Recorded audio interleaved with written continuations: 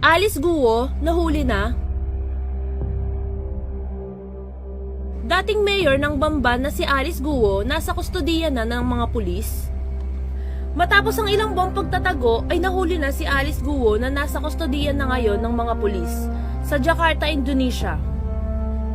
Noong July, pinaniniwala ang lumipad si Alice patungo sa Malaysia, Singapore at ngayon ay nasa Indonesia gamit ang kanyang Philippine passport. Ayon kay Gilbert Cruz, ang hepe ng Presidential Anti-Organized Crime Commission, kasalukuyang nakikipag-ugnayan si Immigration Commissioner Norman Tansingco sa Indonesian Immigration Authorities upang maibalik si Alice Guo dito sa Pilipinas.